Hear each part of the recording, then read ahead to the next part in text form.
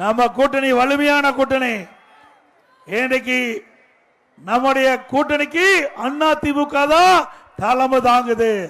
நம்முடைய கூட்டணி வெற்றி பெற்று அண்ணா திமுக தான் ஆட்சி அமைக்கின்றது.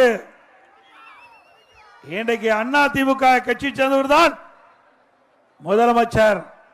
அதுதான் நம்ம கூட்டணியுடைய நிலைப்பாடு. திமுக கூட்டணி அப்படியா இருக்குது? இல்ல, இப்போ பங்கு கேட்க ஆரம்பிச்சுட்டாங்க. கூட்டணியில குழப்பம். காங்கிரஸ் திமுக கூட்டணி விரிசல் ஏற்பட்டு விட்டது. இன்னும் முழுமை பெறல. இன்னைக்கு காங்கிரஸ் கட்சியை சேர்ந்தவர்கள் நாங்கள் எப்பொழுதும் உங்களுக்கு அடிமையாக இருந்து கொண்டிருக்கின்றோம். எங்களுடைய நிர்வாகிகள் தொண்டர்கள் எதிர்பார்க்கிறாங்க, ஆட்சி அதிகாரத்தில் பங்கு வேணும், போட்டியிடுவதற்கு அதிக வேட்பாளர் நிறுத்துவதற்கு காங்கிரஸ் கட்சியின் சார்பாக இடங்கள் வேண்டும் என்று இப்பொழுது பிரச்சனையை எழுப்பிட்டாங்க. தினந்தோறும் பத்திரிகையில் ஊடகத்தில் வருகின்ற செய்தி, இன்றைக்கு காங்கிரஸ் திமுக தேர்தல் வரை கூட்டணி நிலைக்குமா நிலைக்காதா என்று கேள்விக்குறியாகிவிட்டது. அப்படித்தானே? உண்மைதானே? இதே திரு ஸ்டாலின் என்ன பேசினாரு 2 மாசத்துக்கு முன்பு? எடப்பாடி பழனிசாமி கடையை விரிச்சு வச்சிட்டு இருக்காரு, கூட்டணிக்கு யாரு வரலினாரு.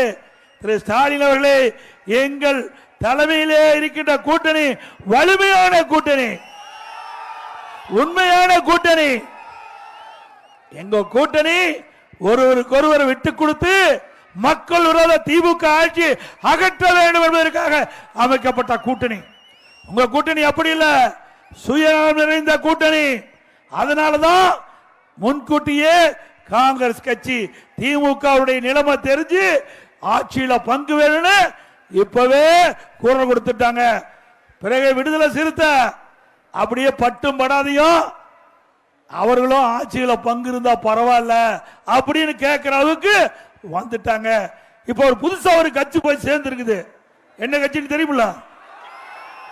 அந்த அம்மா 1 மாசத்துக்கு முந்திய அவருடைய மாநாடு நடத்தினாங்க. அதுல துணை முதலமைச்சர் வேணும் கேக்குது. இது துணை முதலமைச்சர். ஆக இப்படி இருக்கிற கட்சியெல்லாம் ஒன்னா சேர்ந்துதான் கூட்டணி அமைச்சிருக்கிறாங்க. ஆனா நம்முடைய கட்சி, நம்முடைய அண்ணா திமுக தலைமையிலே அமைக்கப்பட்ட தேசிய கூட்டணி அப்படி அல்ல. ஒரே நிலைப்பாடு, அண்ணா திமுக ஆட்சிக்கு வர வேண்டும். மக்களோட திமுக இந்த தேர்தலோடு அவர்களுக்கு ஒரு நிரந்தர விடுதலை கொடுக்க வேண்டும்.